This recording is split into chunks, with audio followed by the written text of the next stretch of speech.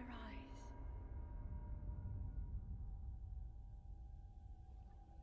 Wake up, Link.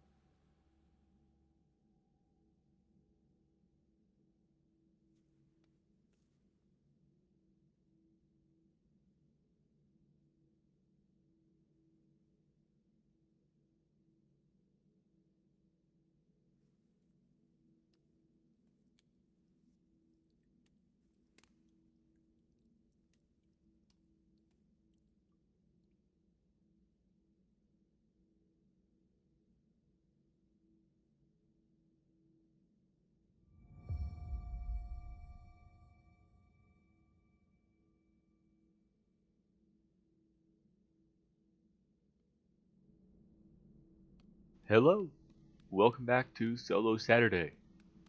I know it's been a while, and to make that up to you, this is going to be a exceptionally long episode. Although it's also going to be because this episode is going to be all of the Great Plateau in Breath of the Wild. Now you may have noticed here that this is not Halo 2, and it is in fact Breath of the Wild. Nice shirtless Link and some nice, honestly it looks like some pretty cool underwear. Anyways, I am not doing Halo 2 because I don't have the time, honestly, to do Halo 2 on Legendary and Lasso. The amount of time I would need to do that is very large, as I would need to be able to keep my Xbox on the entire time, and that means that it's not something that I can pick up and put down whenever I feel ready to. As well as, I don't have the mental stamina to die in the same spot over and over again while making mediocre content. Well, what I would feel is mediocre content. All by myself. Maybe one day I'll stream it. Maybe one day in the future I'll have a partner to do Lasso with and it won't be a solo thing. But, as it stands, I am playing Breath of the Wild by myself because there's not really any other way to play it. And a few things I want to get out of the way before I exit this room here. This will be a story respective playthrough. I will not talk through cutscenes, and I will try to not show every cutscene. I'm going to play this a little differently than some might, but I won't be like ignoring. Well, I might ignore characters if they just talk too long, but I won't go out of my way to ignore all the characters in the game. And this will be a complete 120 shrine run through. I'm not going to get all 900 Korok seeds, and I'm not going to do like I'm not going to catalog everything in the wild. Although that would be a pretty cool thing to do in the future. But this is going to be just a go through, beat Calamity Ganon, and then do the DLC that I have not done. I'm excited to do that. I did part of the Master Sword Challenge, but I never unlocked its full potential. So this will be that kind of run through.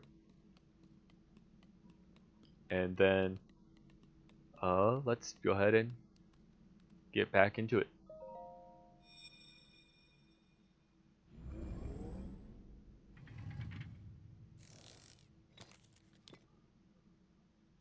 That is a Sheikah slate. Take it. It will help guide you after your long slumber.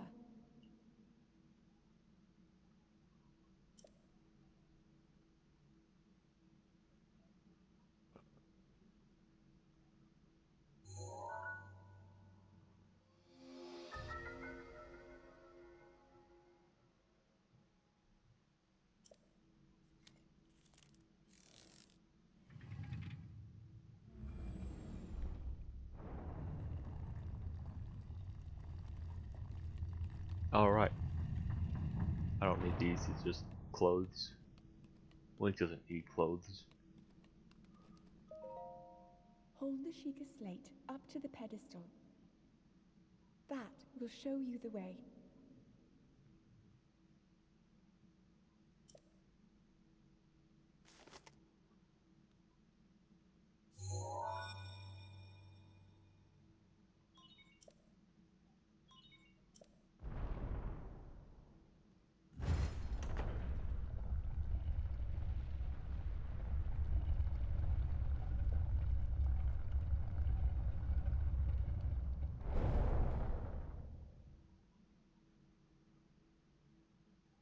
Link, you are the light.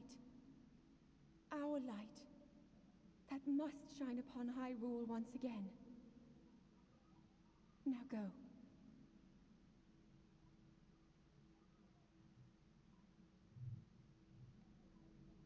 If you hear any background noise, that's because it's piss pouring rain outside and might be some thunder.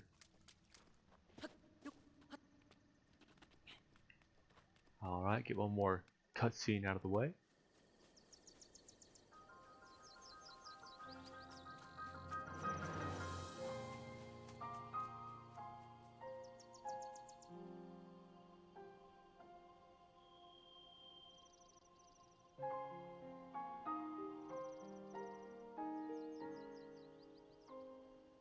I love this shot.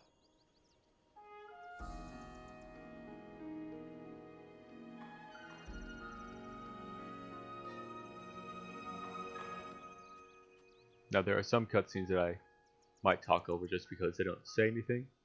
So there's no dialogue to talk over, it's all just me visuals to take in.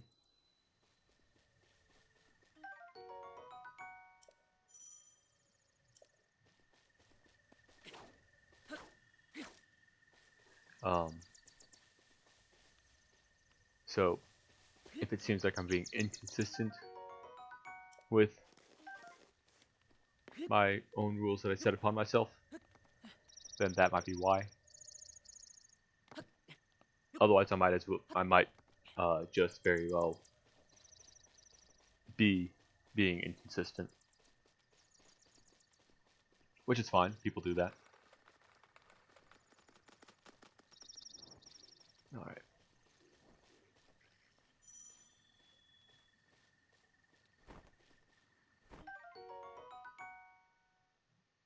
Well, now that's a shot. Let's see if I can. Okay. That'd make a cool background. No, you didn't see anything. Alright. We're just gonna go down here.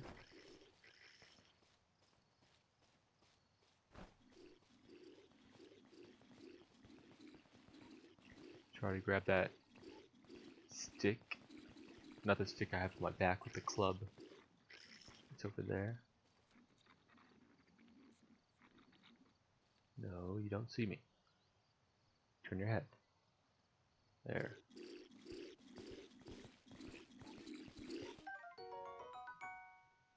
Oh. Well. Hi there. But this looks funny. Okay. Yep.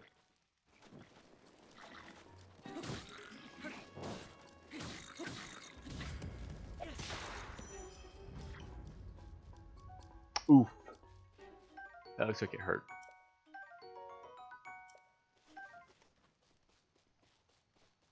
Alright, well. Yeah, it's not really worth it to jump down there. Link. Head for the point marked on the map in your Sheikah slate. Don't know what to do. This is an open world game, baby. I can do whatever I want. Whenever I want.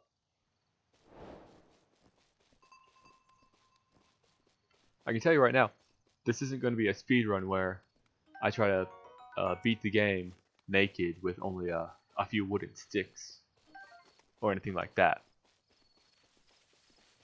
Although technically all you would need is like a few pot lids. But anyways. Now I'm going to do a lot of stuff. Okay, well, let's just... Oh, half a heart. Wow.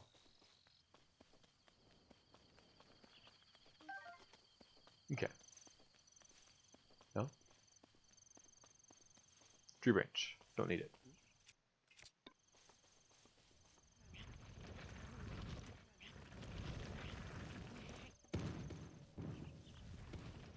Now, I am one of those people that believes that this game is one of the best tutorials in all of gaming. And hopefully with this episode, I can maybe show you why that is.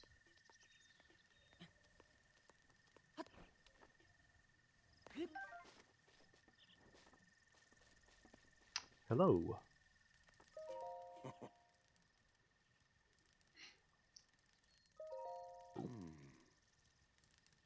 Me? I'll spare you my life story. I'm just an old fool who's lived here alone for quite some time now. I hope you'll permit me a question, if I may be so bold. Are you not chilly?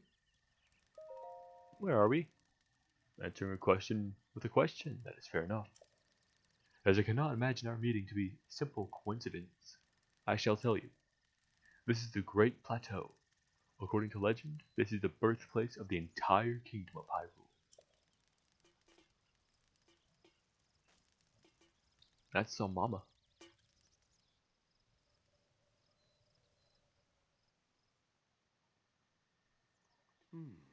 That temple there, long ago, it was the site of many sacred ceremonies. Ever since the decline of the kingdom 100 years ago, it has sat abandoned in a state of decay. Yet another forgotten entity, a mere ghost of its former self. I shall be here for some time. Please let me know if I may be of a service. Let's see. What are you doing? Relaxing by the fireside, of course. Although I'll need to cook myself another baked apple at some point. Simple foods such as apples are fine to eat raw, but roasting them on a fire makes them tastier and more nutritious. Well.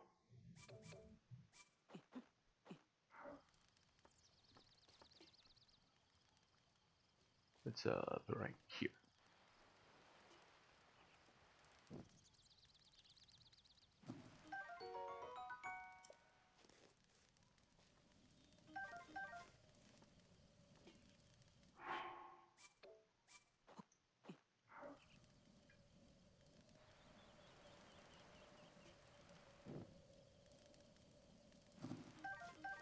There we go.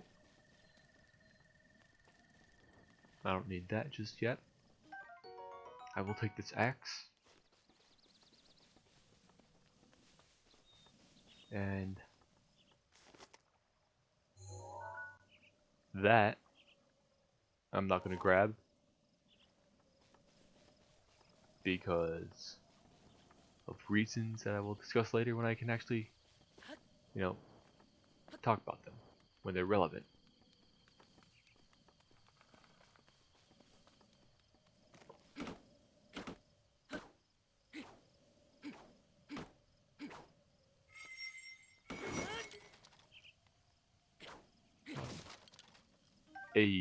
Worth it.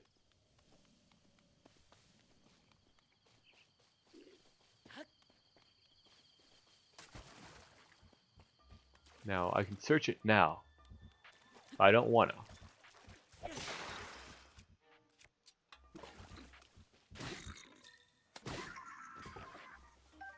Because it's a lot better if you don't search it now. Alright. So, part of the reason why this is such a good tutorial is because the only thing it tells you to do is use the Sheikah Slate.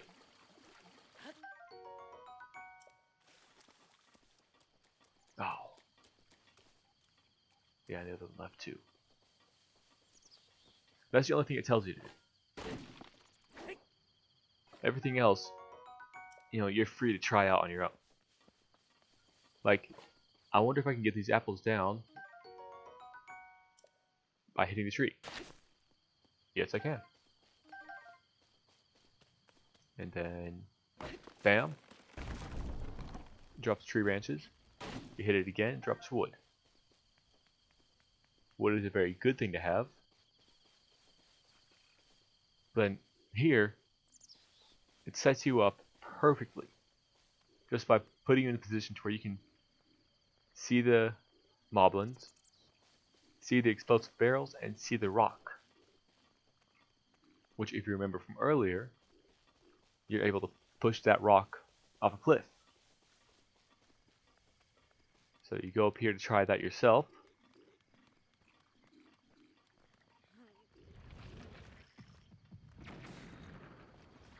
And you are rewarded for your efforts.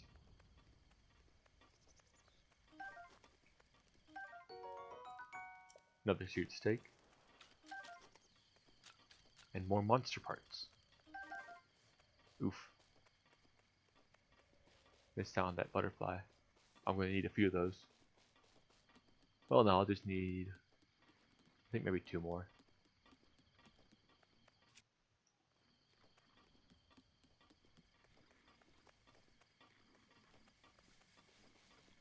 And then, you can come up here and see these guys firing arrows. Which in and of itself is yet another tutorial. And I'm not talking about the stealth sneak attack, which is nice to know about.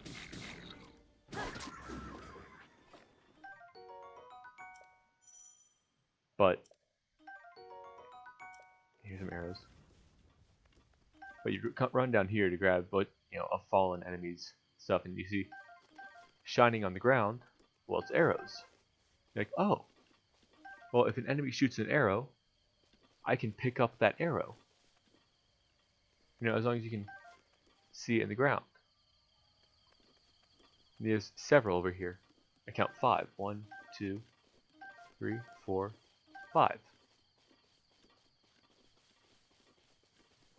And so that's like, oh yeah, these guys can provide me with ammunition. So that's really cool. And that's something that the game doesn't tell you. It shows you.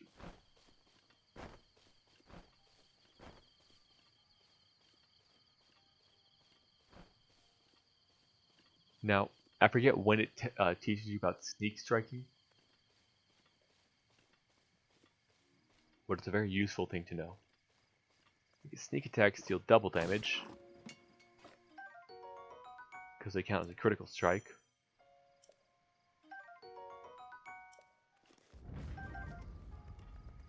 And it's not that hard to sneak up on people when you're wearing the right clothes. And so here you have the point marked in your Sheikah slate. And you see that thing in there and you're like, okay, well I use Sheikah slate on that. But I'm not going to do that just yet, because I know what happens afterwards and I still want to do stuff. So I'm going to run down here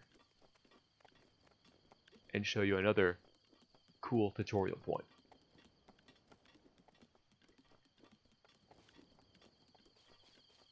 The first one is going to be here, around this wall-ish. Where if this guy turns his head a little more, boom. And it rewards you with information like, oh yeah, that was a critical strike that you just did. And criticals do twice as much damage. Here's another tidbit of information. There we go.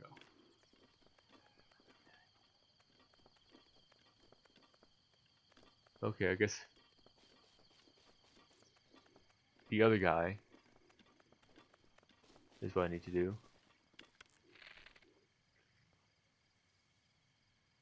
There. That there are traps built into the game. Very similarly to the rock and barrels.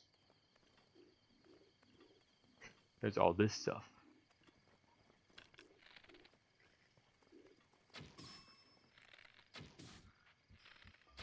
Oop, missed.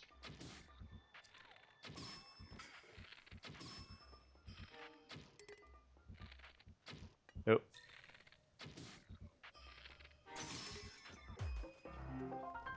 And then you beat all the enemies just because, you know, that's the natural reaction to have.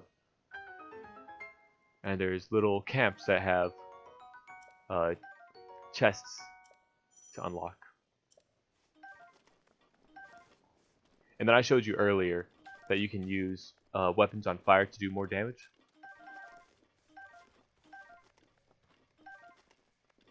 But this would probably be another good place to figure that out.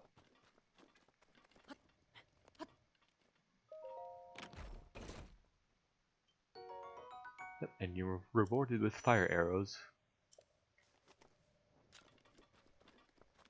The Zelda series is all very good at rewarding players with a, for lack of a better word, topical item. You know, you beat someone with fire the hard way, and you're rewarded with items with fire arrows, because that's the easier way to do it.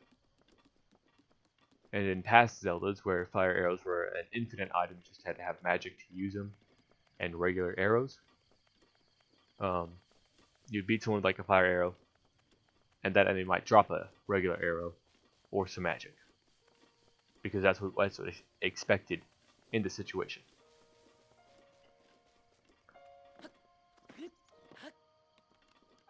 And then we'll put a Sheikah Slate in here, and this will be another cutscene that I can talk over. It's a beautiful cutscene, and it shows off a lot about the game, like what's going to happen in the game.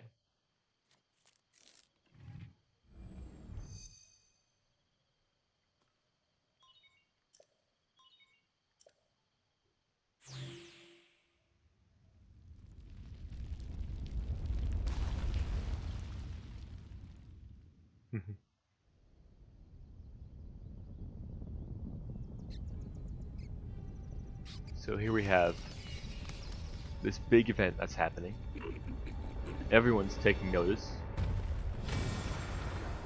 and as they should, because a tower is literally erupting from the ground. Not just here. It's here, and there, and there, and there, and everywhere. So Link has put into motion something that hasn't been done in a long time. And it shows that with the reactions that the mobs give off. As well as these are kind of too big to happen every now and again.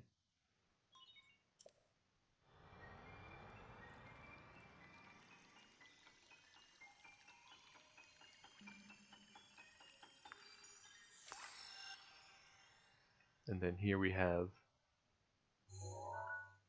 the map unlocking.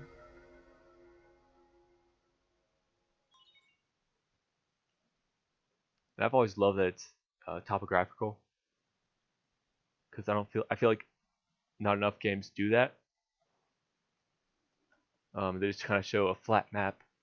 Hey, you're gonna go here, but you're gonna see the terrain anyways, so we don't need to tell you the terrain. But it's really nice to just see the terrain, and like the low plains of the Great Plateau are very brown and kind of marsh looking, and as you get higher, they get lighter to almost white with snow colored.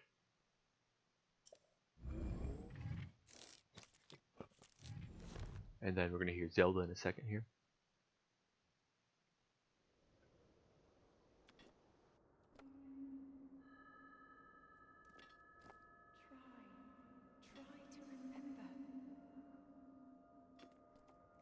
You have been asleep for the past 100 years. The beast. When the beast regains its true power, this world will face its end.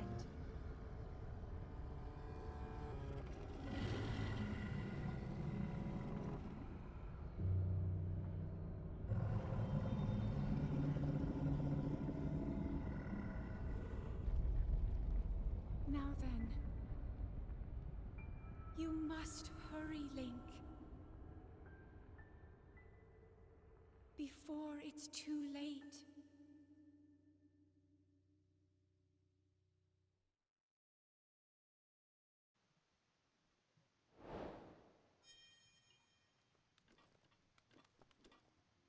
And they do the typical tutorial thing of pushing you, giving you a nice shove in which way they want you to go. Well, can't go down here, can't go down there, but I can go down here. Because these are the platforms that they made for you to go down. Even though you can do this. It's not recommended though, because that might happen. Well, so much for the zero death run. Or a zero death episode for that matter. That's fine though. Oh, well. I could have used that. Alright.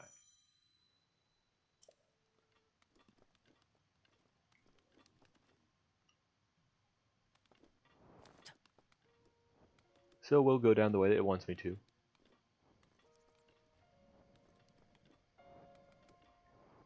Note, this isn't bad tutorial design. But, would you call me? But having choice is always better. My. It would seem we have quite the enigma here. This tower and others just like it have erupted across the land, one after another. I actually forgot he says erupted. And I just used on my own. It is almost as though a long dormant power has awoken quite suddenly. If you do not mind me asking, did anything odd occur while you were atop that tower? Heard a voice. Well now, a voice you say? And did you happen to recognize this mysterious voice? No. I see. Well, that is unfortunate. I assume you caught sight of that atrocity enshrouding the castle? That is Calamity Ganon. 100 years ago, that vile entity brought the kingdom of Hyrule to ruin. It appeared suddenly and destroyed everything in its path. So many innocent lives were lost in its wake. So many innocent lives were lost in its wake. For a century, that very symbol of our kingdom, Hyrule Castle, has managed to contain that evil, but just barely. There it festers, building its strength for the moment it will unleash its blight on the land once again. It would appear that moment is fast approaching.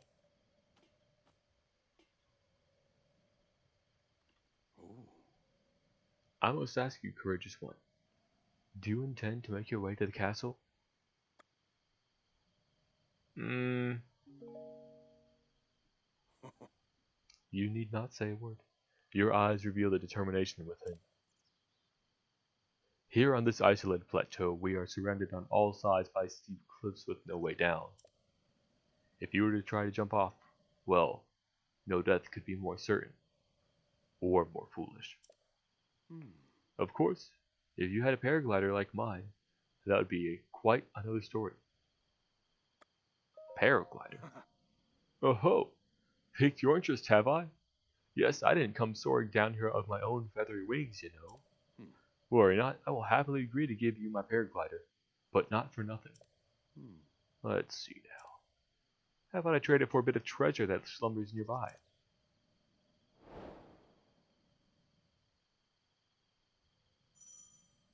Open the adventure log. That. Come, let me show you something. Nope. I do not want to go to that one.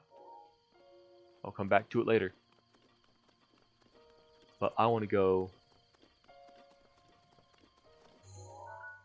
to that one. Right there. No, wait, that's not it. What did I zoom in on?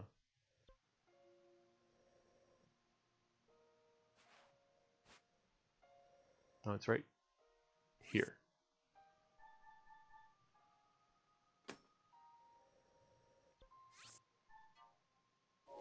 There. I want to get that one first. Because we have magnesis, stasis, bombs are over here somewhere. And the one I want to go to is Cryonis? Something like that. Ice. It's the icy manipulator. Magic the Gathering joke for everyone out there. But we are going to keep on going and going and going.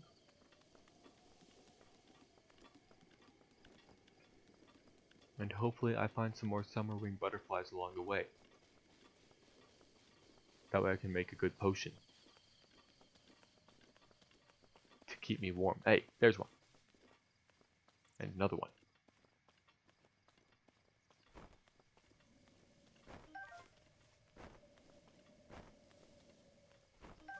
There we go.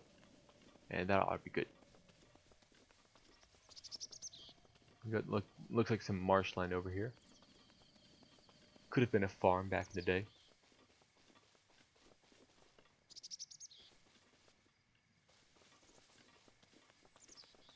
And since I've been playing Majora's Mask lately, this is a nice little, what looks like a nice little callback to it. To a scene in Majora's Mask where you fire an arrow at a beehive and scare a bunch of Gerudo pirates away.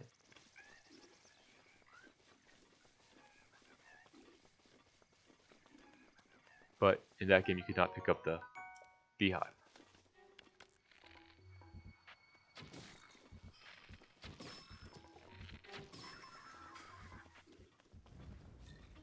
But in this game you can. Let's see, what do I have? I've already got 2 of these.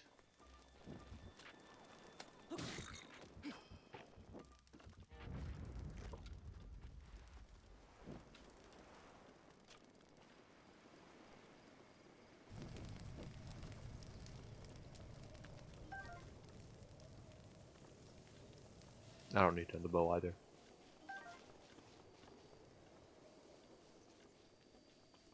Nope, roasted acorn. And more baked apples.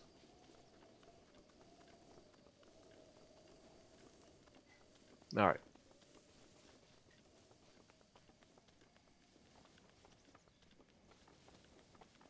So now we work our way down here. Oh, ran out of stamina. Hey. That's right, I've got friends. Don't judge me.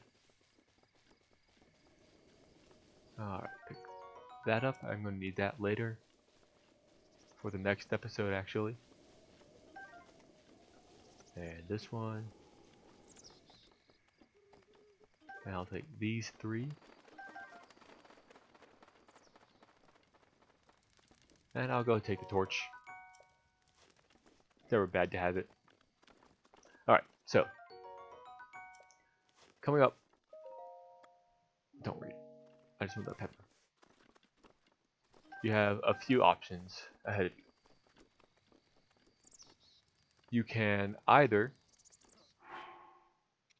read that diary, and he'll tell you to add meat to, or add spicy peppers to meat to give you heat resistant food options. Or you can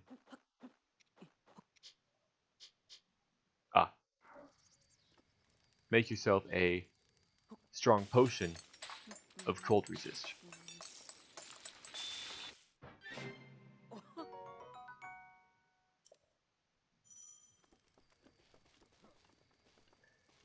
And either way works to get up into the mountain.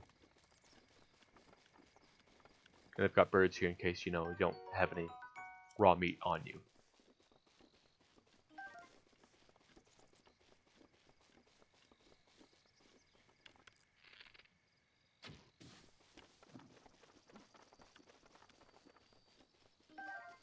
That's a fat bird. Yeah, so you can just hold that and a drumstick.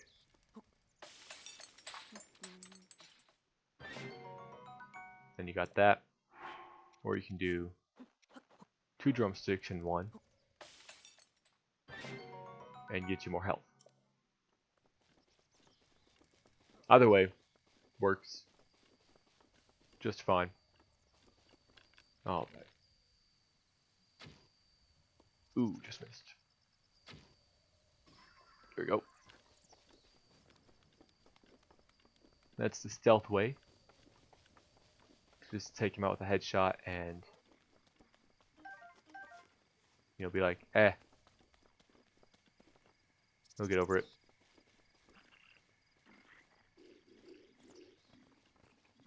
And then another thing you can do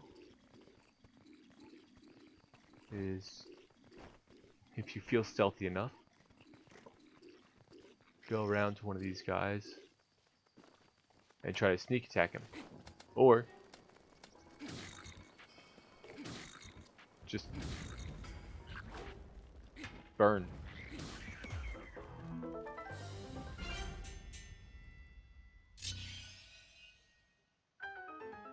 That works too. Monster parts are nice to have.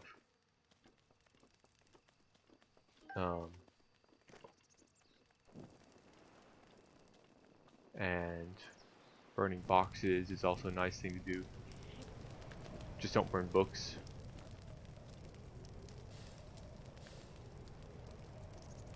Looks like that's a roasted acorn and baked apple. Nope, it's 2 baked apples.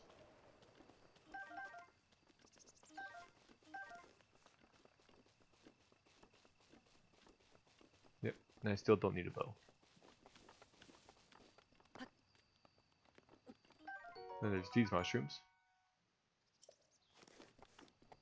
Give you a speed boost.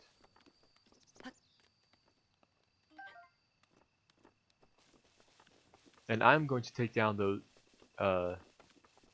You can hit that with your axe or whatever you want to. If you had the bombs, you could blow them up that way. But I like to do that.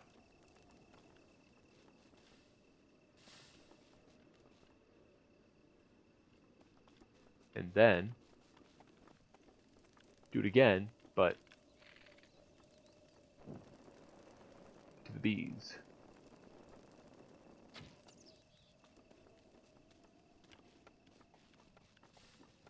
Although that doesn't work out as well.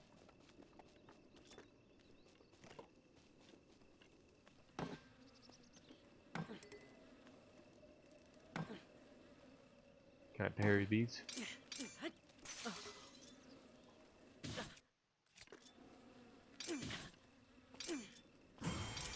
You can. Oh shit! It doesn't do anything though. God damn it.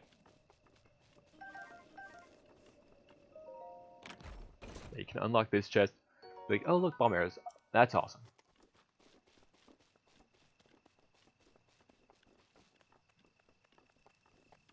And climb up here and get the treasure.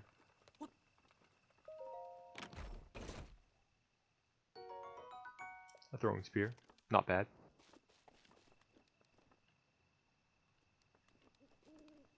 I'll explore down there later.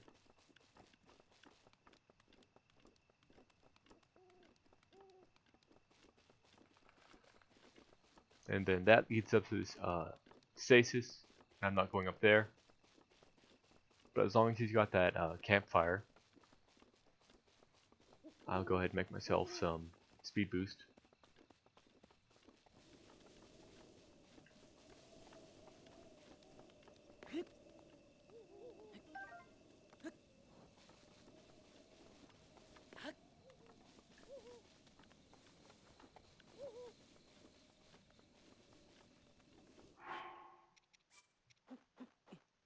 Just cook them all at once. 3 hearts and a 3-minute base speed boost. Yeah, I'll go. Nope, can't. Now I can.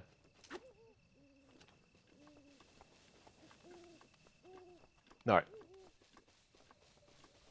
So now we just go to the Temple of Time. I'm not going to use my speed boost here. I know exactly where I'm going to use it. Hint, hint. Oh look, more.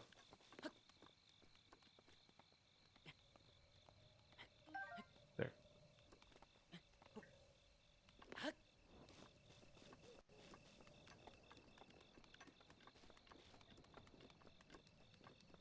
I'm almost at the 45-minute mark for this video. And we haven't even done the first chamber yet.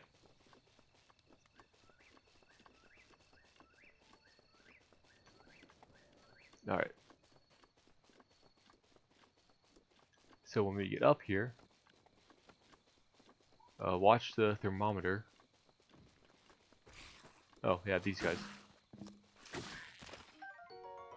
here's this. Can't hold it, don't care. Oh. And that. Can't hold it, don't care.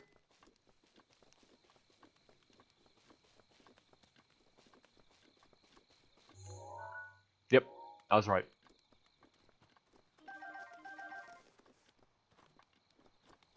Okay. Yeah, so now I'm cold. But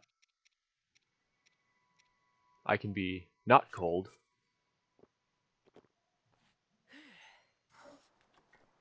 For almost 10 minutes.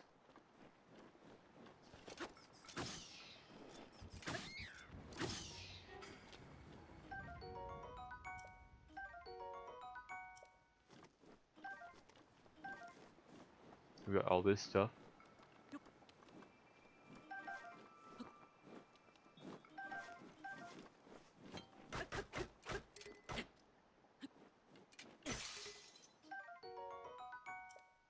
Got that.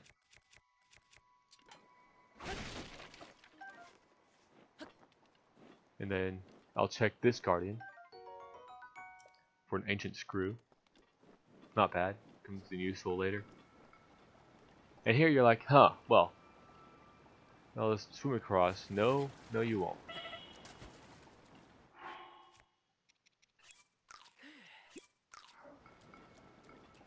Cold water hurts. So you come over here, you see an axe and a tree, and you go, oh, okay. Chop down the tree. The tree starts floating. You're like, oh, okay, I see what they want me to do. So we'll do that.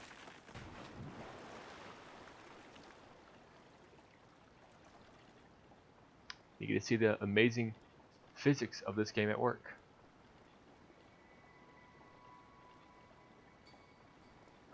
Okay, okay, oh. Can't believe I made that. Oh, I did. Never noticed. Link actually has a special animation for running across the logs like that.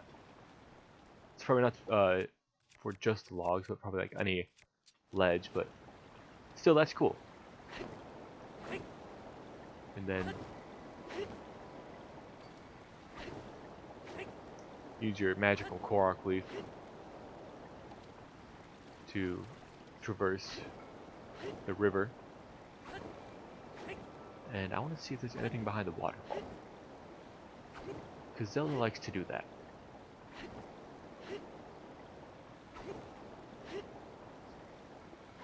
So we're going to...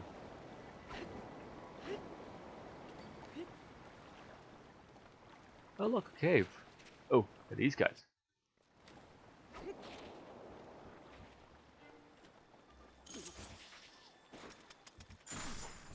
Ouch. Alright.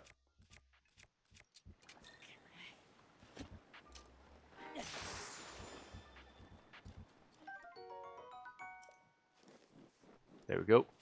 Was it worth it? Maybe. Maybe not. It was worth it to check this out, though, because look at that. That's treasure, baby. I didn't even know about this. I just figured that it would be here. Nice.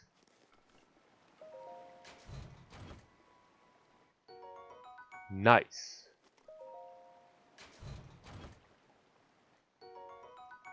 Also nice. That.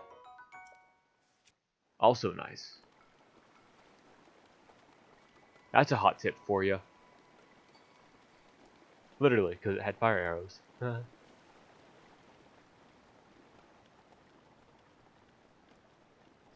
Alright.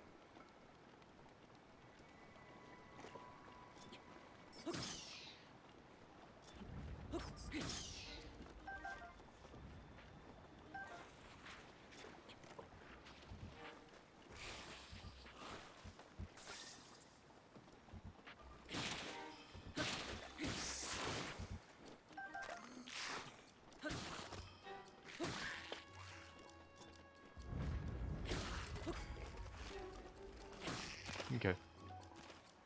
Ooh. Another better bow.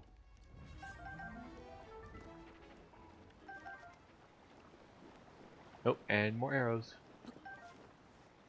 I now have 14. That's not an awful number.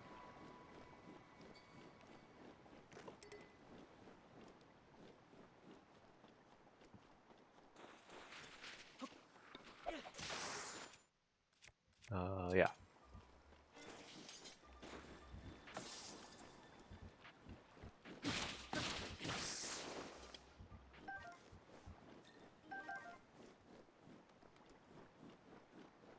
Okay. I could spend a long time just in the Great Plateau. Because while the Great Plateau itself isn't necessarily modern day game size, it is still giant for a starting area.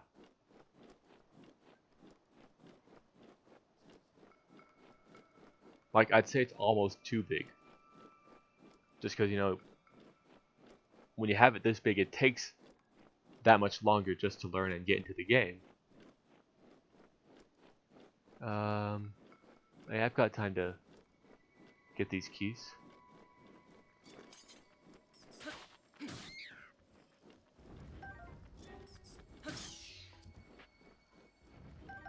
There we go.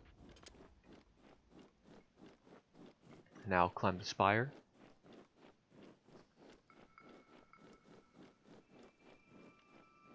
Oh, we're running out of stamina again.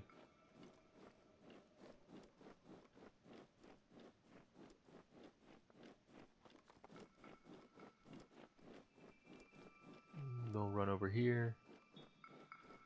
Pick up this rock. Give it a nice toss. And pick it up again. And lay it down right here.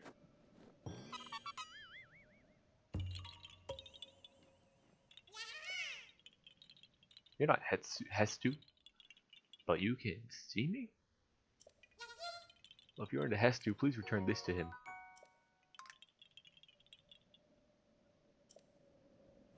Alright. And that starts the annoying collection process of these guys. Ooh. Okay.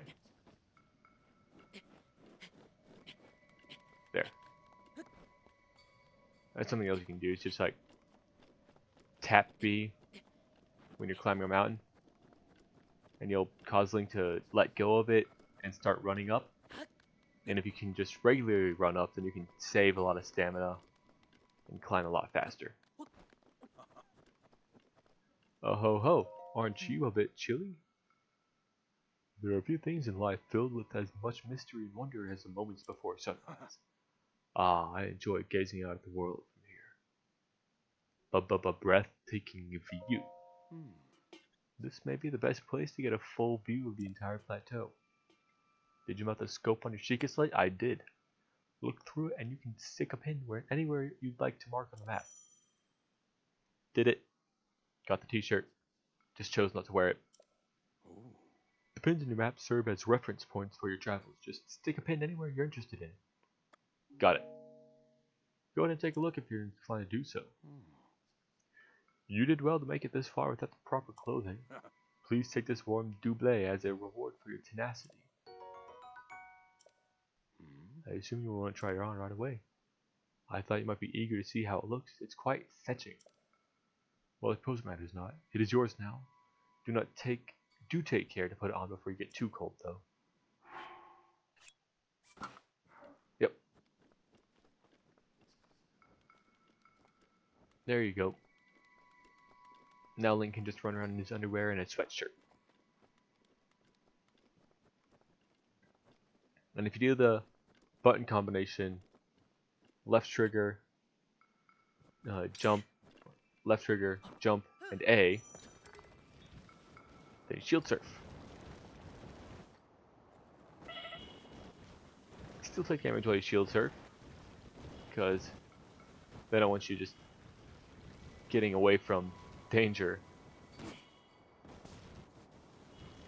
But it's a cool thing you can do. Alright, so climb up here.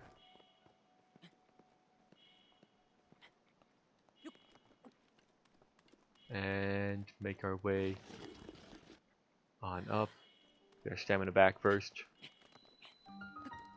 Ke Namut Shrine. Alright. So I'm going to eat first. There. And then let this cutscene play out for the first time. Sheikah slate confirmed. Boom. Travel gate registered to map. Access granted.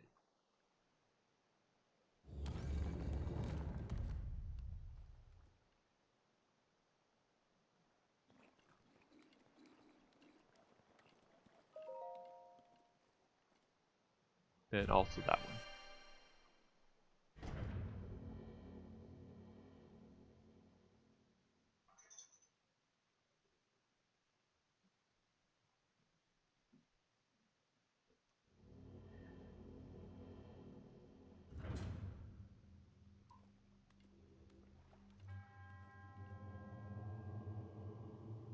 To you who sets foot in this shrine, I am Ke Namut. In this name of the guardian, Hylia, this is my trial. Aight, bruh.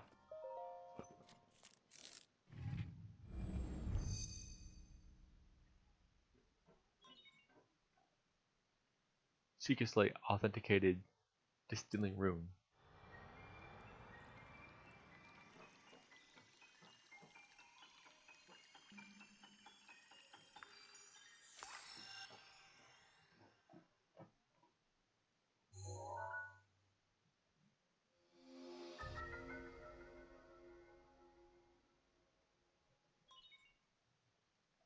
Cryonis. Rune extracted. That'll happen for every shrine on the Great Plateau, as this is where you get almost all of your runes. So you hit left bumper to create a pillar of ice. And pillars of ice can be created under objects to lift them up. And let's see here. I've got, well, yeah, I'll use a fire arrow.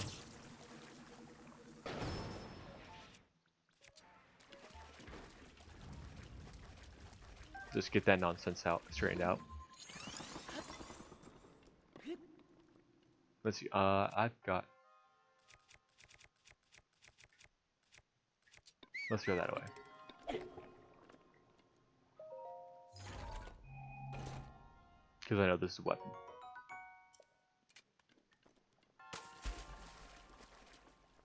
Alright, so let's jump in here. One of these.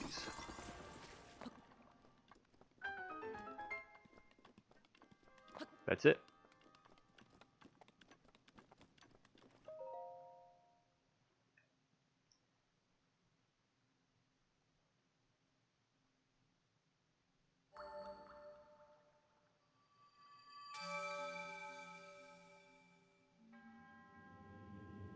You have proven to possess the resolve of a true hero. I am Ke Nabut, the creator of this trial. I am a humble monk, blessed with the sight of Goddess Hylia, dedicated to helping those who seek to defeat Ganon. With your arrival, my duty is now fulfilled. In the name of Goddess Hylia, allow me to bestow you this gift upon you. Please accept the Spirit Orb.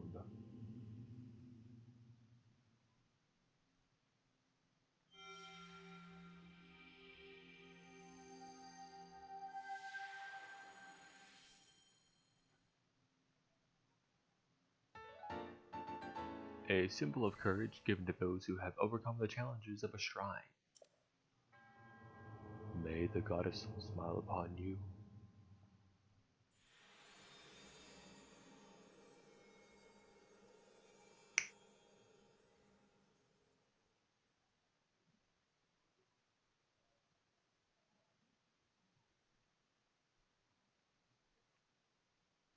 Rip. Anyway, what'd you call me?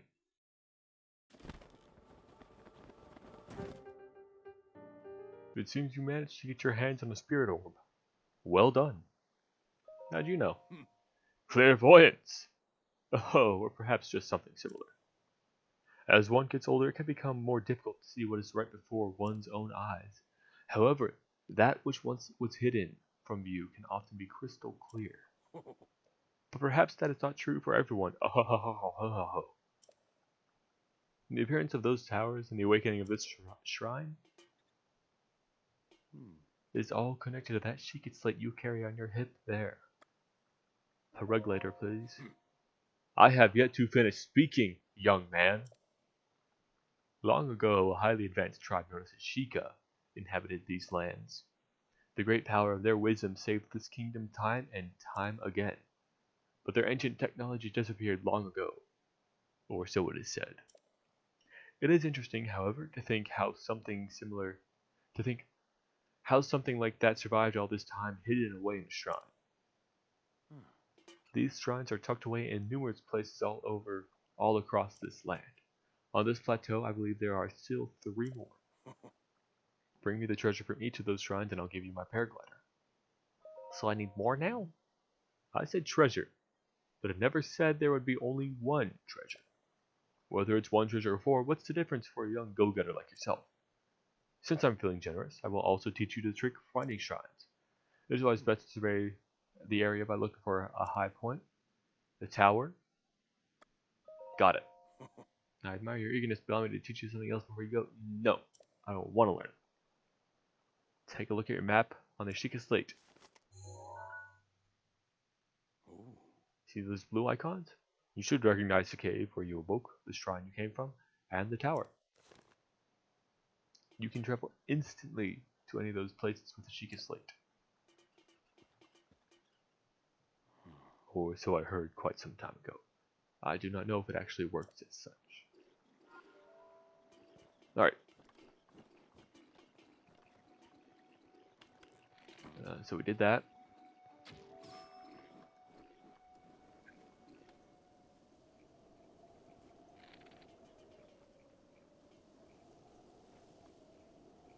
They don't see me.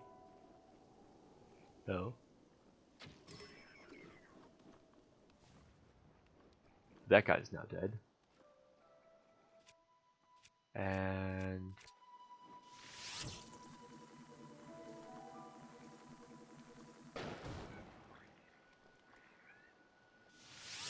I crit your head. Nope. Okay.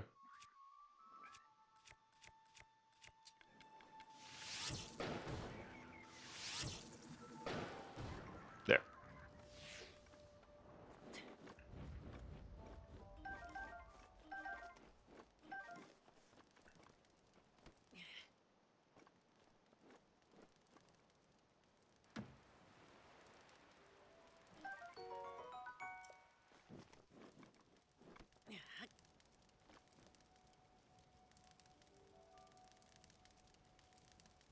Come on, burn. Do it. Okay.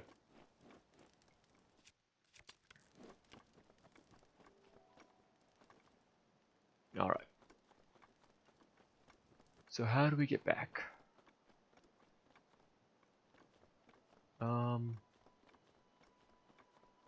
I can climb down. Or I can do this.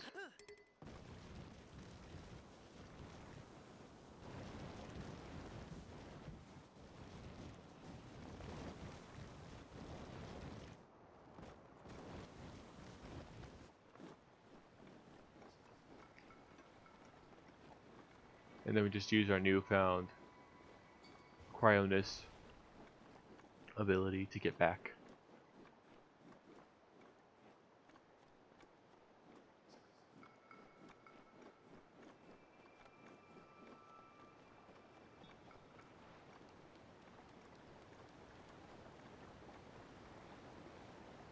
Ha.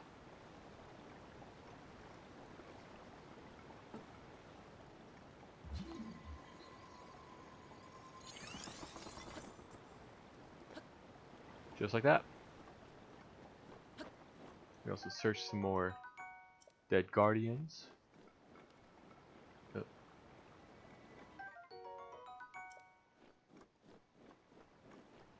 And make our way back over here.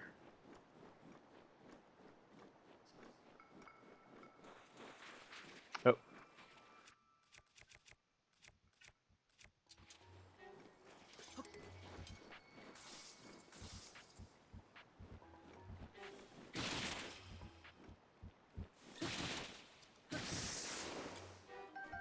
Okay.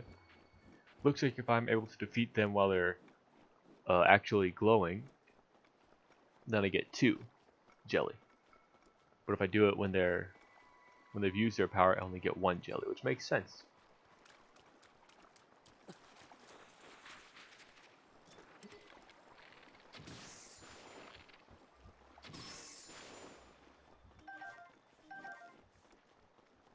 So it's more lucrative to use an arrow on them when they pop up.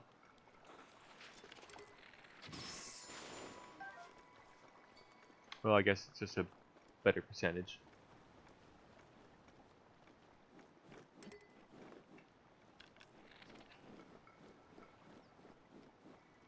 Let's see. Just a drumstick. A Chickaloo tree nut. Huh. Interesting. I guess that makes sense. If you kill a chipmunk, then it'll give you just an acorn.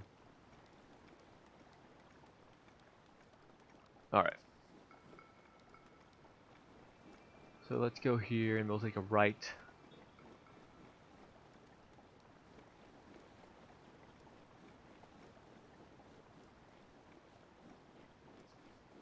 I don't need that. Well, you know what?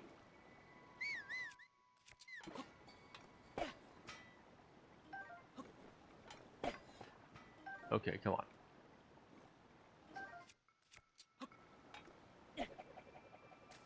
There.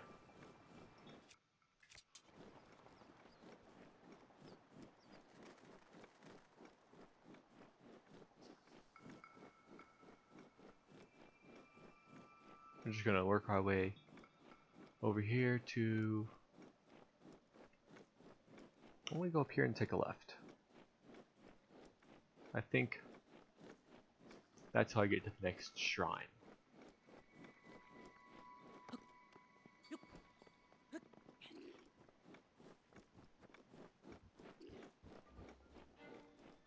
Oh, there they are.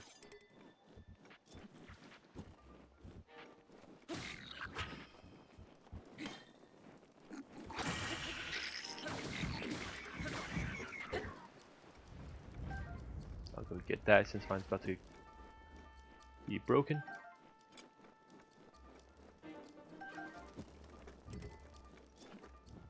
Here's another trick you can do. Use some arrow farming.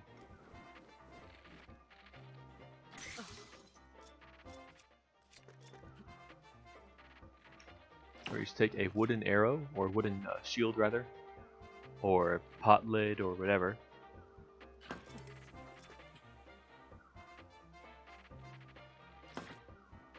And you just get some arrows.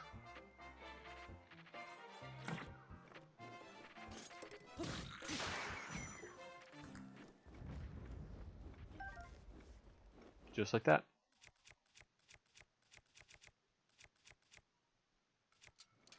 Alright.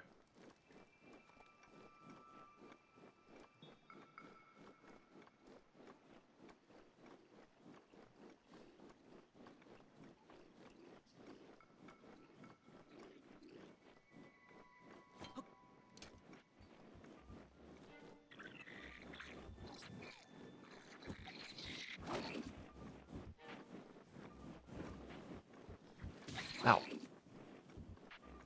Okay, fine. They obviously don't want me here. So I guess I'll leave.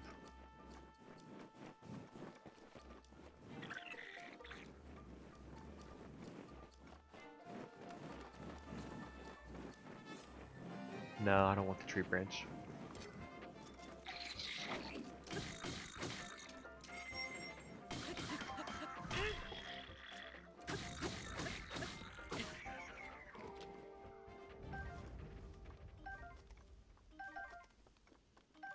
There we go. Yeah, down here.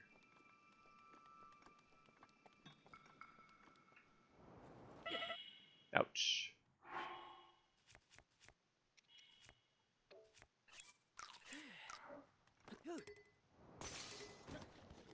That was a bad decision.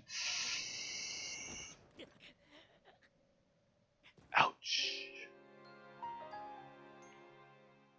Oops. Yeah, I'll continue.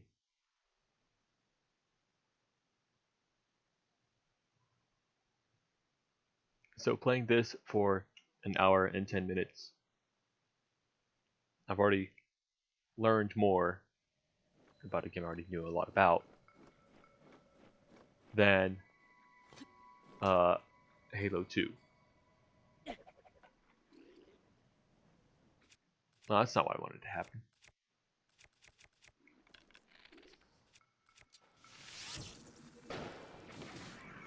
There we go.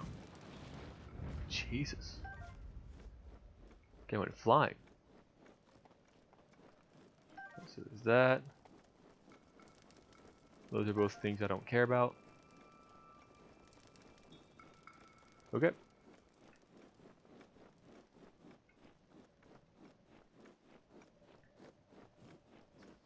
So let's see what looks like the proper way to get down there.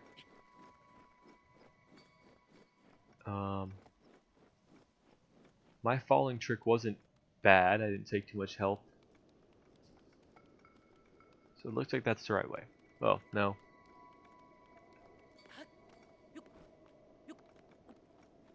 The no health lost way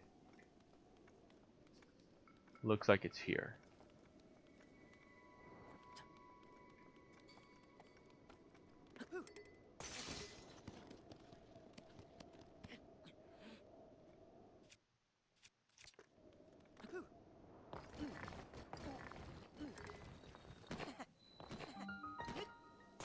There we go.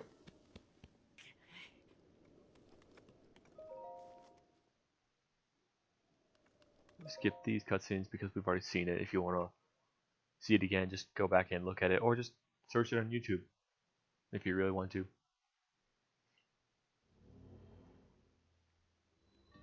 Alright. Don't have enough shield.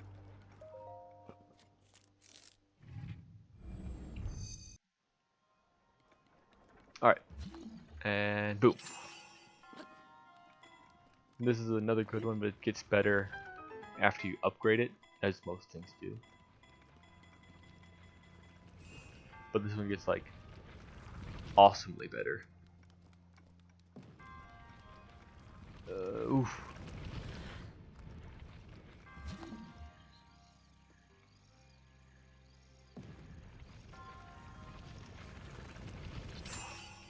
Stop that right there.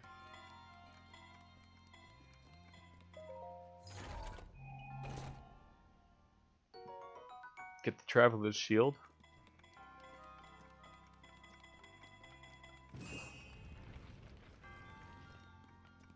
Oh look.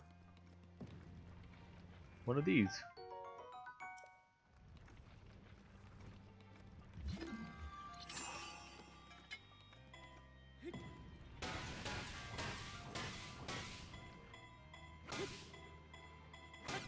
There we go.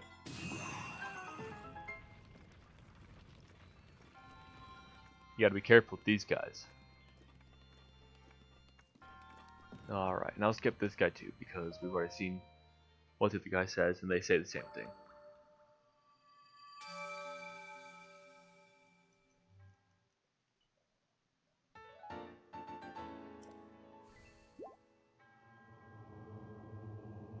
And then Thanos snaps his fingers.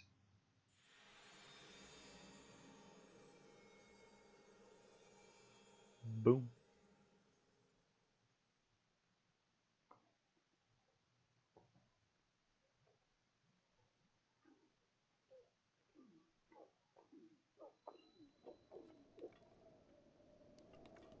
But now we can do this.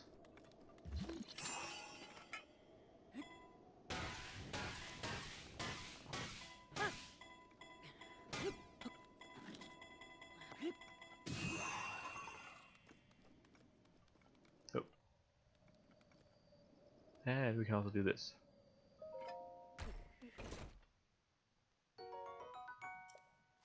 Watch Link try to punch a chest open. Okay.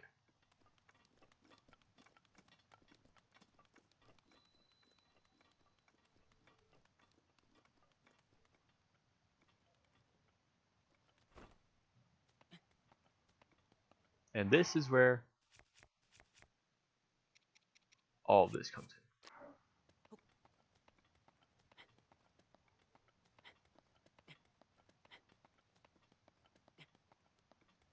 in. As you can see here, you're kind of meant to climb up. Well, not meant to.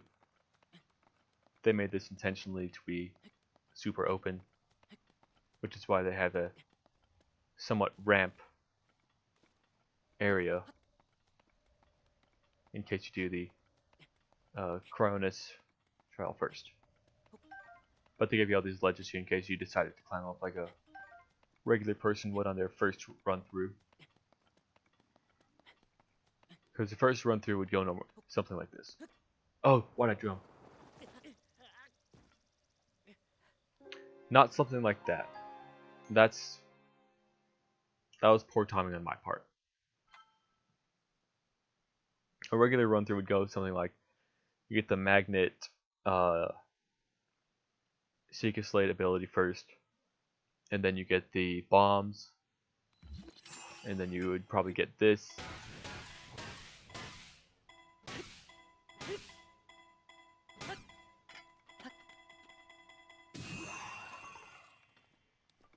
And then, oh, okay, I remember that got the treasure.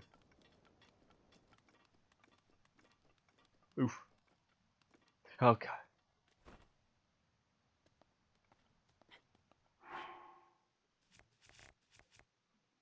There.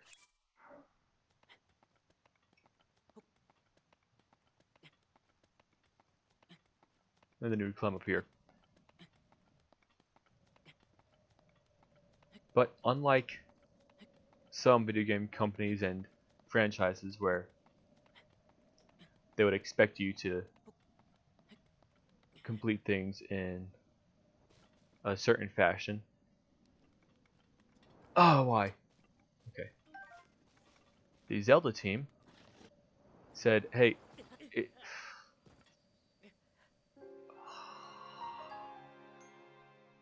we're going to make an open world game with open possibilities. You know, we're gonna think how a player would.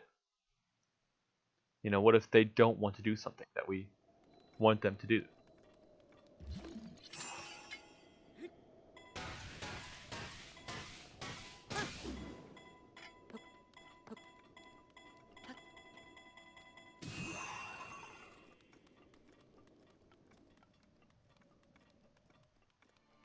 I could use that ride.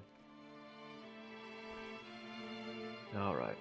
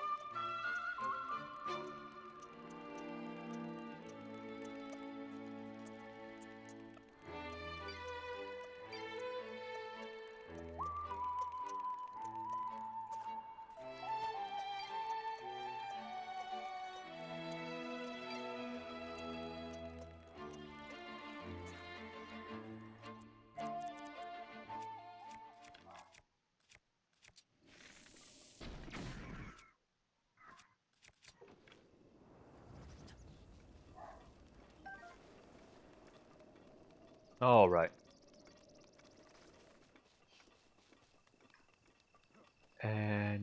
But yeah, what I was getting at was, they said, hey, players may not want to complete this the way we want them to. And they may also make mistakes.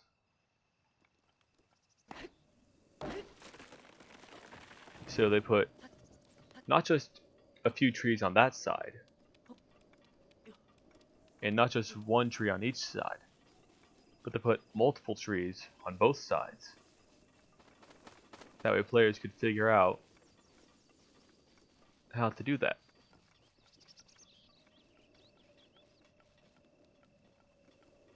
Alright. Yep. Let's see if that beehive was back, because beehives are very, very good. Especially for what I want.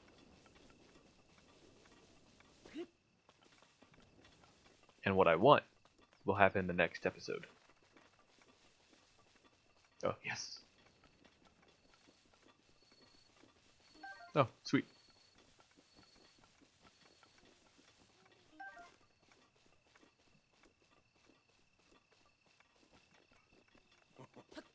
Let's see here. I've got these, so if I do... And then...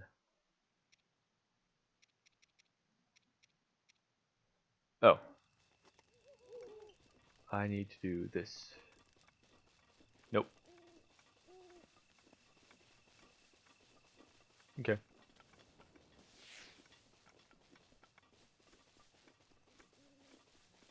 I thought I had meat, but I don't. I could try and make some more, there. I was gonna try to make some more, fast food.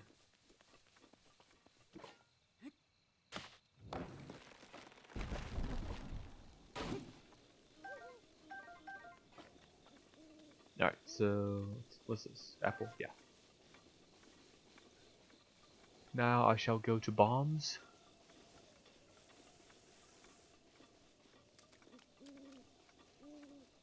I wonder what that sound was.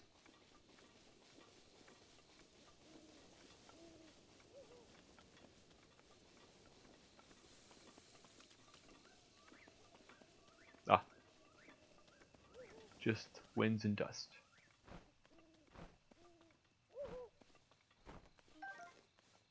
Alright.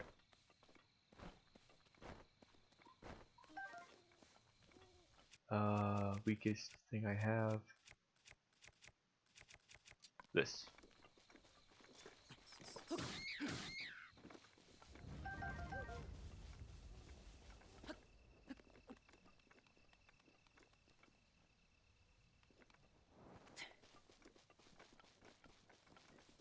There we go. You cannot cut down these trees. It'd be awesome if you could.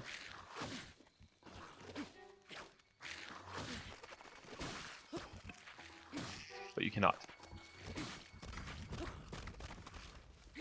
There.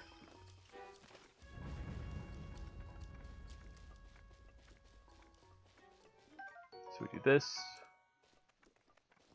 We do this. That's a nice find. And this. And that. Wait.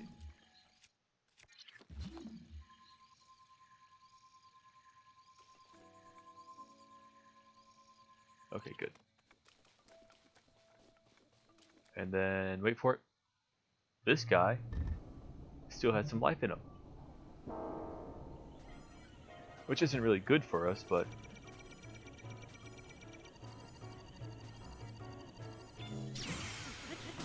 we can do that.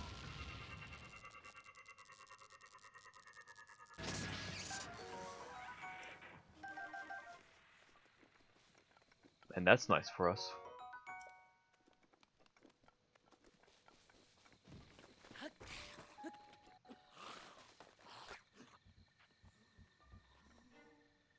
Excuse you?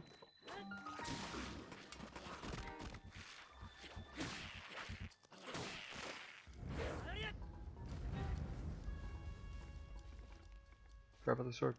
Yeah, I'll take that.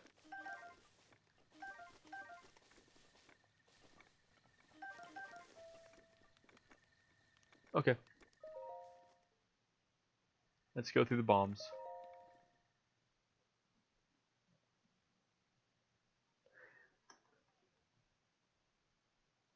And every shrine has a secret chest. I'll try to find every chest.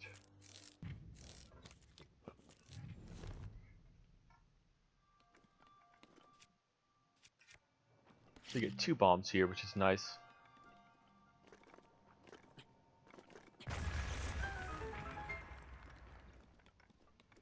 And they recharge pretty fast.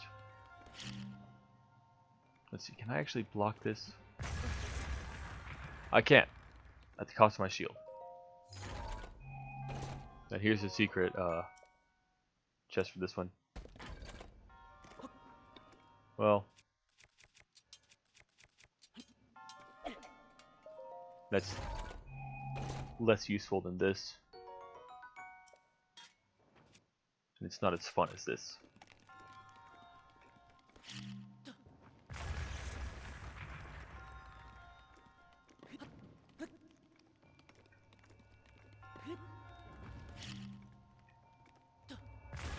Oof.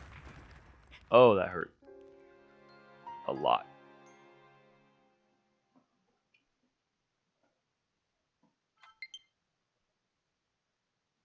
Alright. Let's try that again.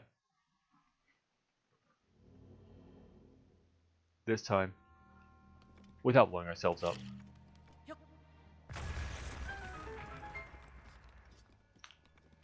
And the treasure chest is already going to be open because I'm carrying the treasure.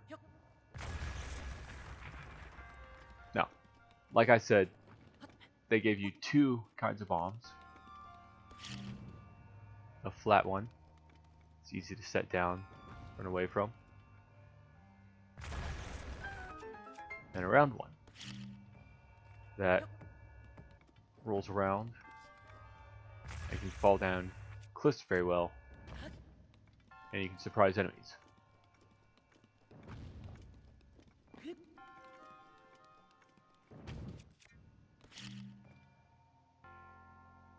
And can also be used for this.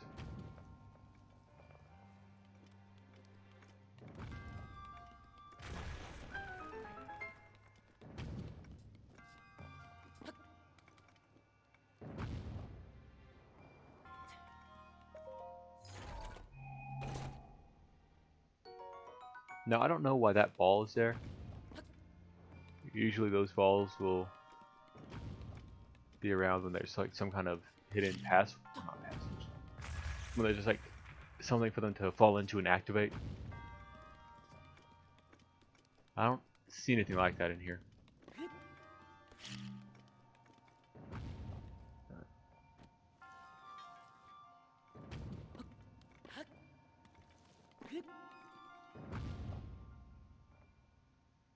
Boop.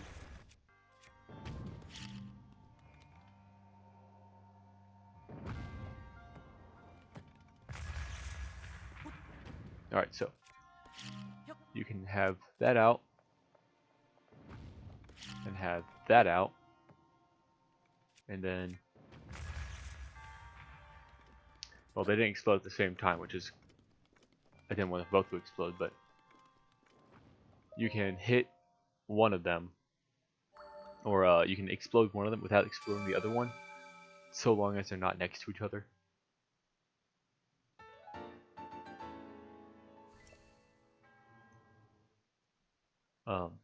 So they aren't connected by the ability. They're technically separate abilities. Round bomb and square bomb. And they are very lightweight bombs, so they can also fly up with updrafts and go left and right with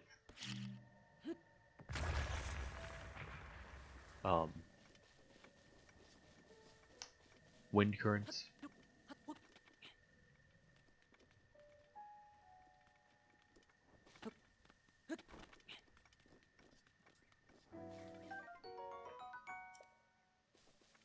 I like that Link has the entire freedom to look at has the freedom to look at the entire under chassis of this Guardian, and he just picks out one screw.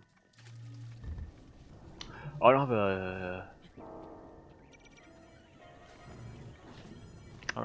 a shield for that.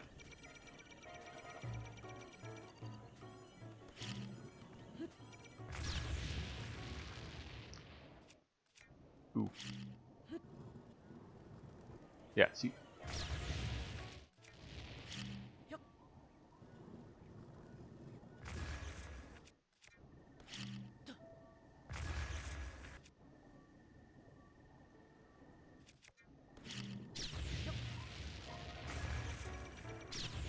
Yeah, those things are pretty tough. So if you don't have anything to shoot back at them, I would not recommend taking them on.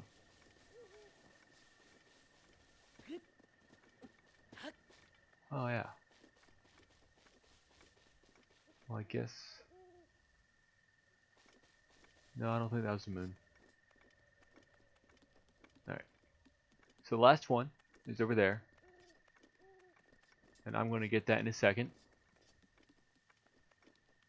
But first, I'm going to do something, show you another little tip. That involves Cryonis. Cryonites. Cryonize.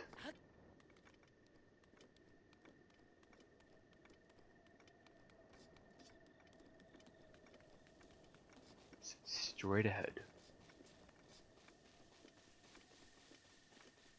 I'd give a random number of clicks, but I don't know exactly what a click is in terms of distance. And if anyone tells me it's so and so feet, that doesn't help me because I cannot eyeball feet for the life of me. Alright, so this guy that I didn't pick up earlier, if you do this and tilt him up, then all these things just fall out of him. And he gets so much more than just the one measly screw. So that's a good thing to keep in mind when you see Guardians dead guardians on top of water.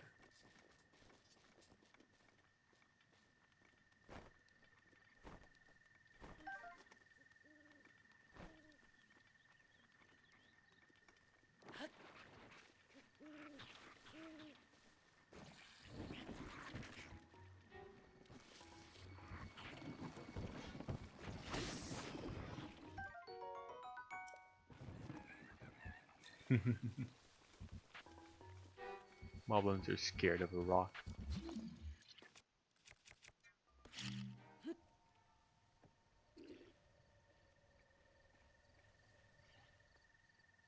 Go on.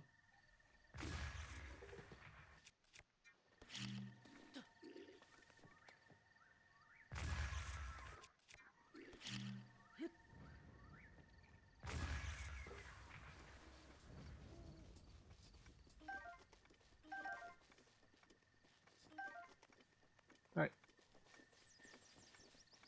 Now, we'll take on this one. Get its treasure. And then I might do some cleanup work.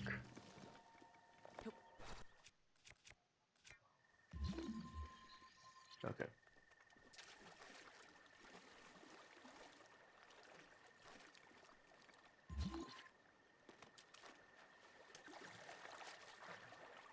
Afterwards.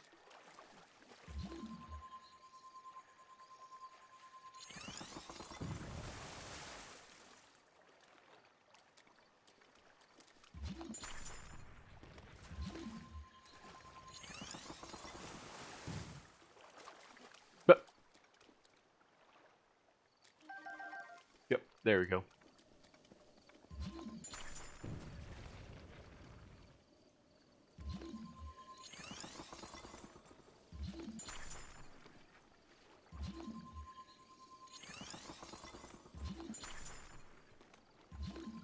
How far can I get this guy in?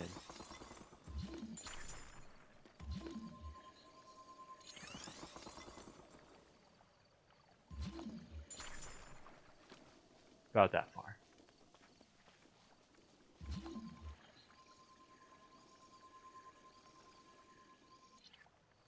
Alright.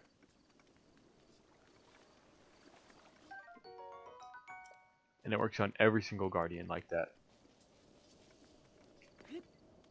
It's not specific to like that one or anything on the Great Plateau. Plateau.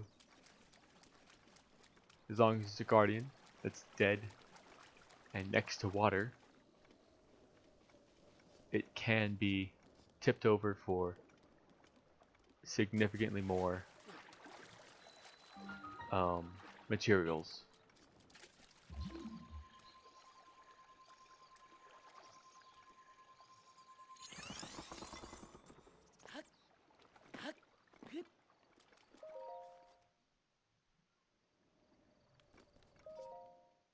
Boom.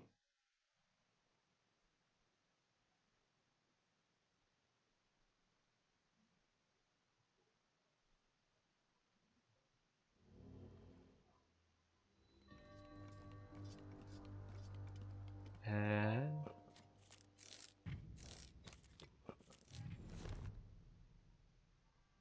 boom.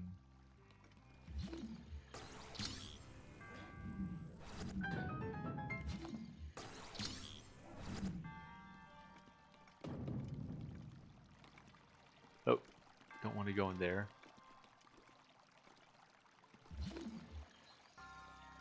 Nope, no secrets. Just a random river.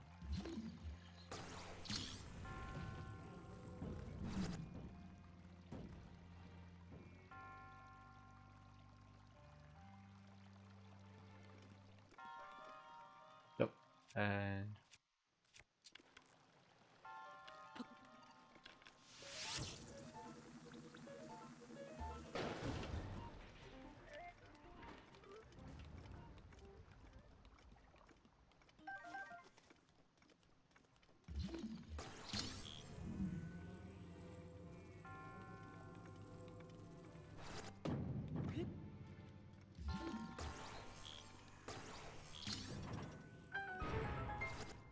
no. Hey, hey, hey, hey.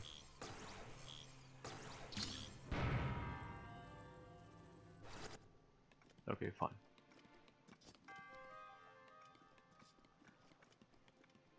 Is there not a hidden chest in here?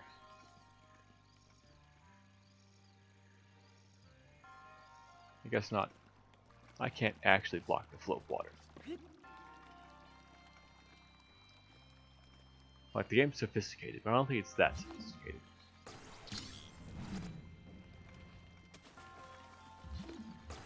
It'd be awesome if it were. Yeah.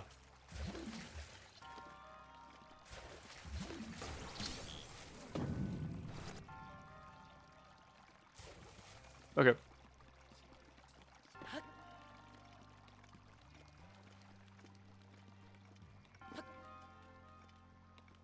Oh. Oh. There it is.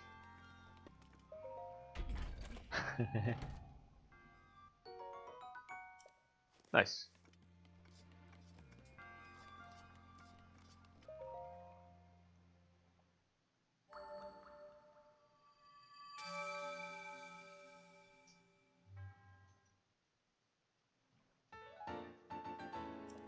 Here's the spirit orb.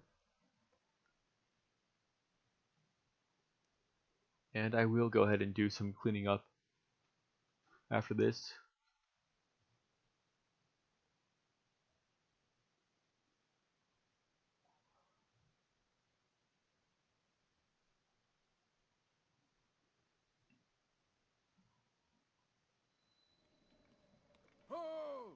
Would you call me? How do you keep coming from so high?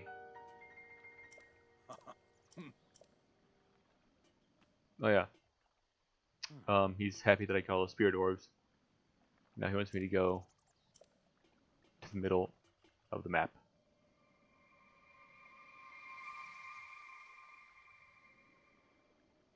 And that's where he'll give me the paraglider. And also he's a ghost.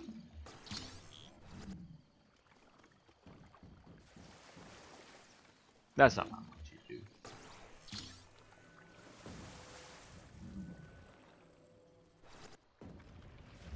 Stop. No, stop.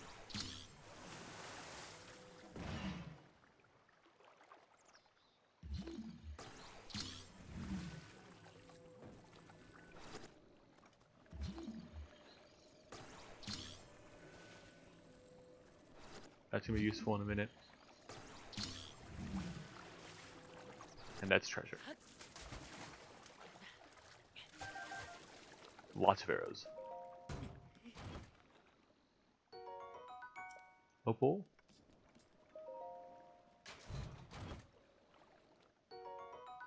Amber.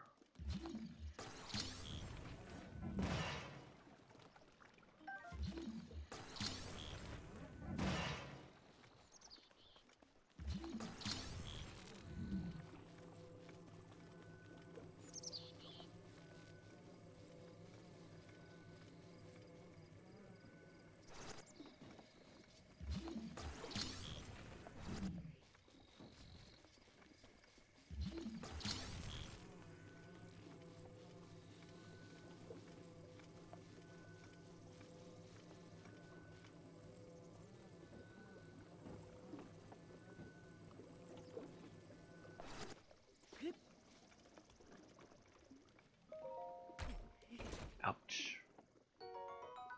More fire arrows.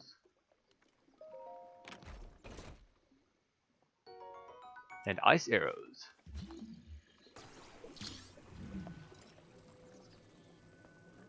We have this.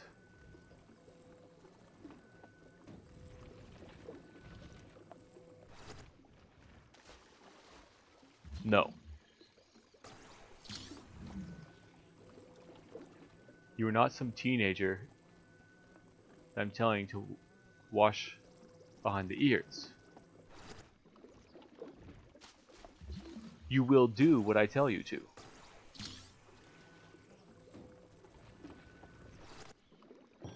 And you will like it.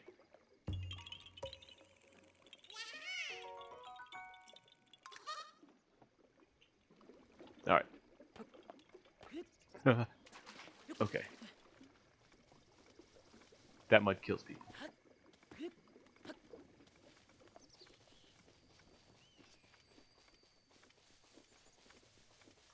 Let's see, I think I can get another beehive around here.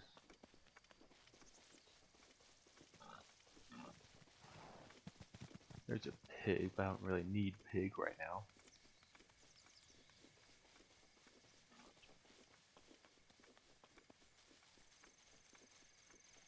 Huh. Can't see it.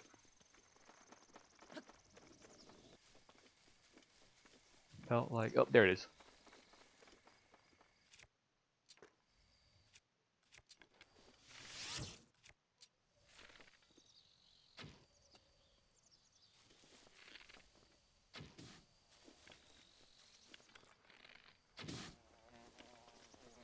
There we go.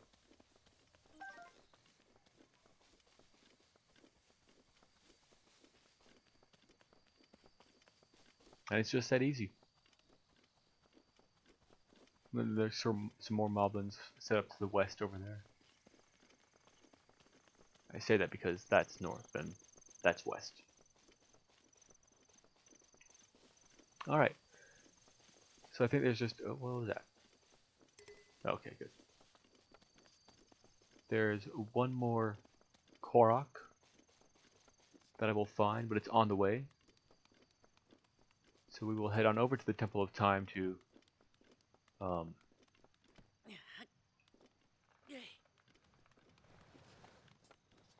get everything. Get the paraglider, and oh look, a tent, or a cave. That's nifty. What do we have here? Flint. Oh! Flint is good. Flint is how you make fire to wait through the night, or day, wherever you want to get to. You collect flint as you see it. Alright.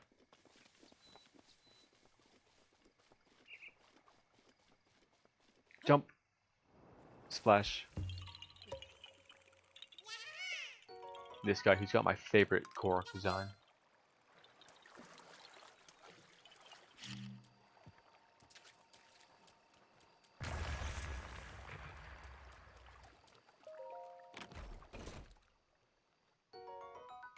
Nice. So here we are at the Temple of Time. More ancient screws for us to get. I promise they're important later.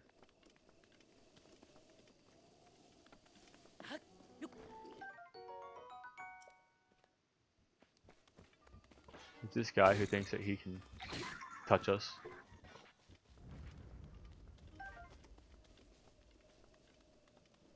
And then there's all that and this.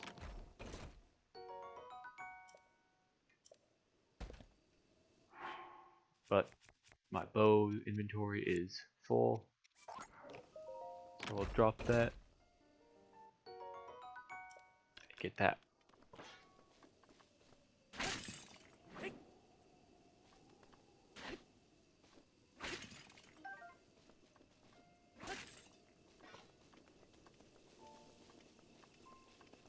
And you can go up there, but there's nothing up there except the pathway to there.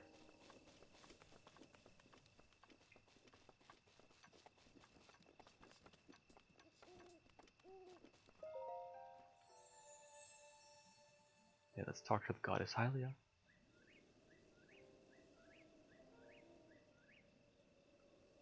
I'm not going to do her voice because I cannot. Stamina. Yes.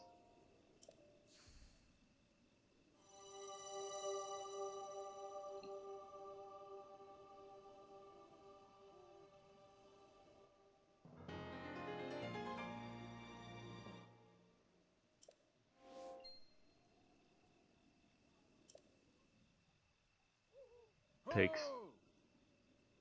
Damn it, old man. Quit calling me that. The blessing of the goddess has made you that much more resilient, I see. Here I am. Get up here, quickly.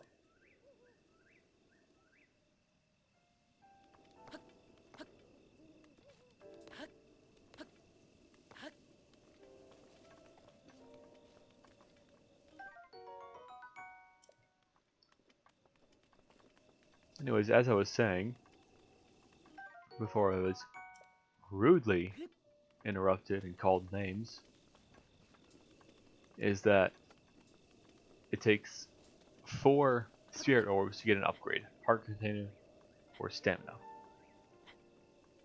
Which is reminiscent of heart pieces that used to take 4 to make 1 heart container.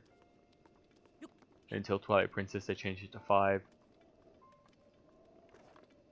I never liked that change. 4 always felt like a better number. You reached it more often and just felt better to have more hearts faster. But then it takes 4 to get a stamina gauge upgrade as well,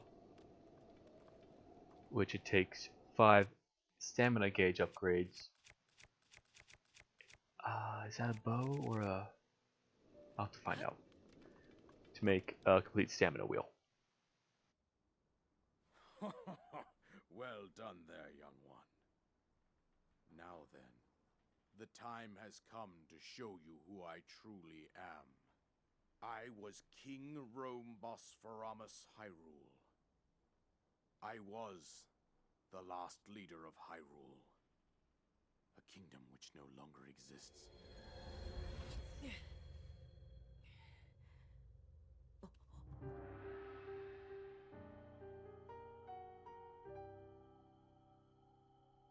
The Great Calamity was merciless. It devastated everything in its path, a century ago. It was then that my life was taken away from me. And since that time, here I have remained in spirit form. I did not think it wise to overwhelm you while your memory was still fragile. So rather than that, I thought it best to assume a temporary form. Forgive me. I think you are now ready. Ready to hear what happened 100 years ago. To know Calamity Ganon's true form, one must know the story from an age long past. The Demon King was born into this kingdom, but his transformation into malice created the horror you see now. Stories of Ganon were passed from generation to generation in the form of legends and fairy tales. But there was also a prophecy. The signs of a resurrection of Calamity Ganon are clear, and the power to oppose it lies dormant beneath the ground. We decided to heed the prophecy and began excavating large areas of land. It wasn't long before we discovered several ancient relics made by the hands of our distant ancestors. These relics, the divine beasts, were giant machines piloted by warriors. We also found the Guardians, an army of mechanical soldiers who fought autonomously. This coincided with ancient legends, oft repeated throughout our land.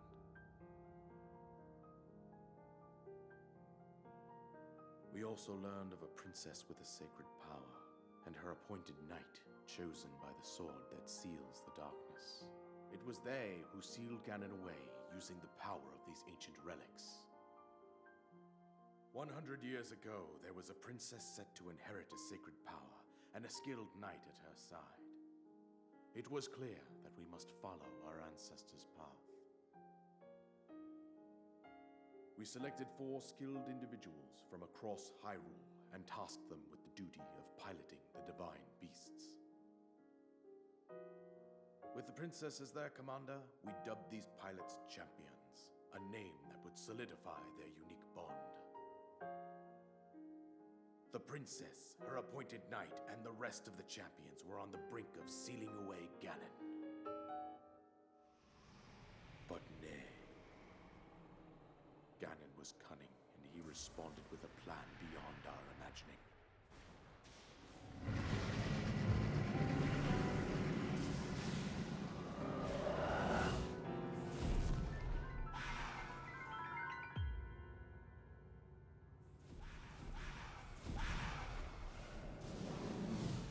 He appeared from deep below Hyrule Castle, seized control of the Guardians and the Divine Beasts, turned them against us.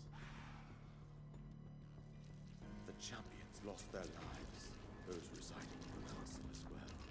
The appointed knight, bravely wounded, collapsed while defending the princess.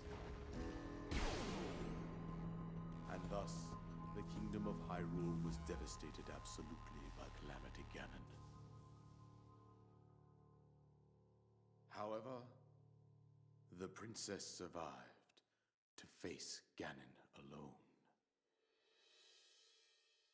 Link, you are our final hope. The fate of Hyrule rests with you.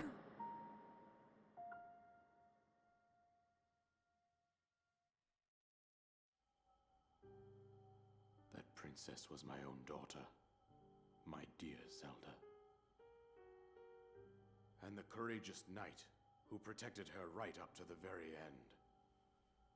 That knight was none other than you, Link. You fought valiantly when your fate took an unfortunate turn. And then, you were taken to the Shrine of Resurrection. Here you now stand, revitalized 100 years later. The words of guidance you have been hearing since your awakening are from Princess Zelda herself. Even now, as she works to restrain Ganon from within Hyrule Castle, she calls out for your help.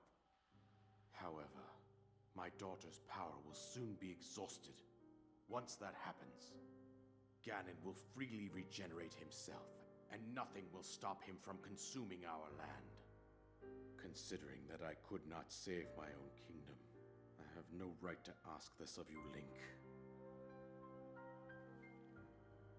But I am powerless here.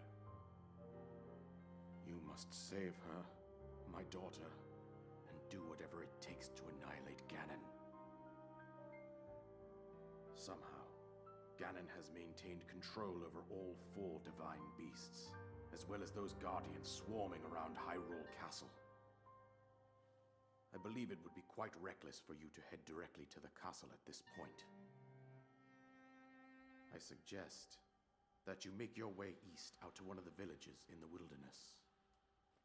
Follow the road out to Kakariko Village. There you will find the Elder Impa. She will tell you more about the path that lies ahead. Consult the map on your Sheikah slate for the precise location of Kakariko Village.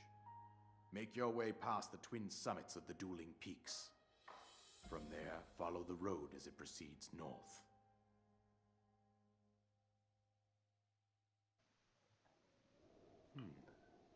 Go on. Here is the paraglider, just as I promised.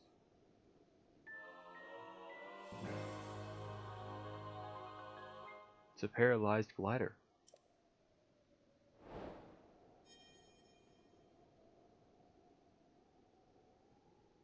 With that, you should be able to safely fly off the cliffs surrounding this area. And I think that's it. I've told you everything I can. Link, you must save Hyrule.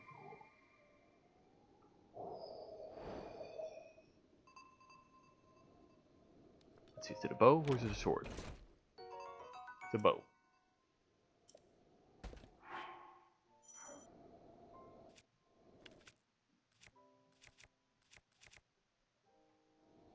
Alright.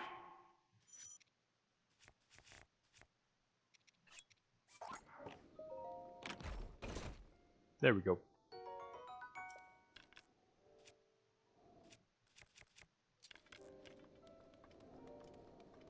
Okay, but if we climb up here,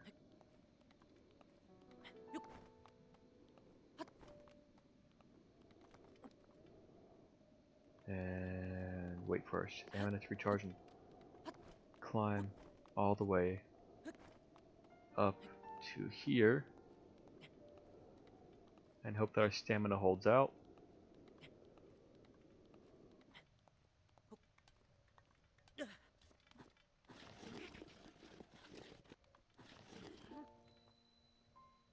Okay, it didn't.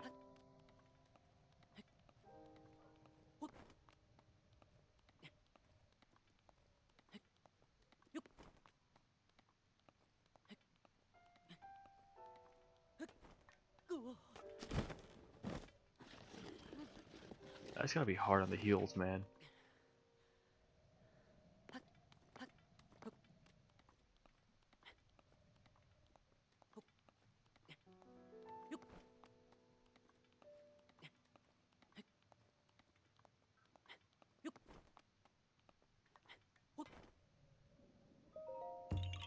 There we go. Get Korok Seed. Alright, so he said head east towards the Dueling Peaks. But I'm going to go over here.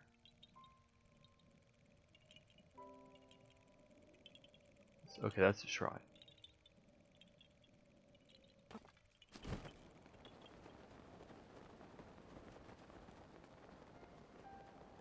And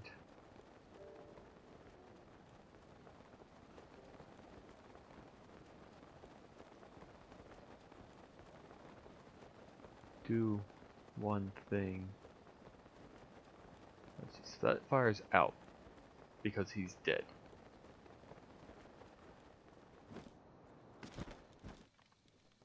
So let's try to torch our way up to there.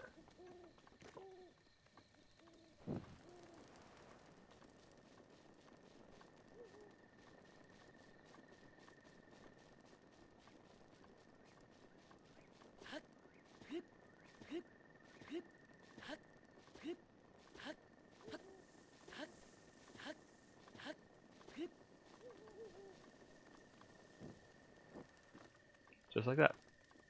Okay, get a pot lid. We can't have Link running around not knowing what a pot lid is. Alright. Also, going to grab some sunset fireflies.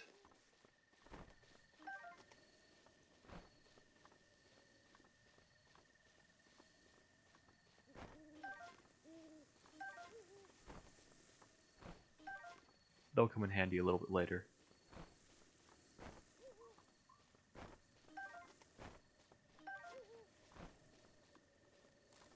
Oh, that was close. Move more quietly. They are not what I'm going for right now. Or they're not part of what I'm going for right now. What I'm going for right now is what would start off the next episode. I hope you guys have enjoyed this. A little over 2 hours and 10 minutes, or a little under 2 hours and 10 minutes of Zelda. I don't know if you will watch the entire part of it. I don't expect anyone to, because that is a lot to ask of people. But the next episode and following episodes will be shorter and back to regular length of 20, 25 to 30 minute episodes. I will see you guys, I guess, on Thursday, and I hope you guys have a good day, week, and I again apologize for not making an episode in between. So long.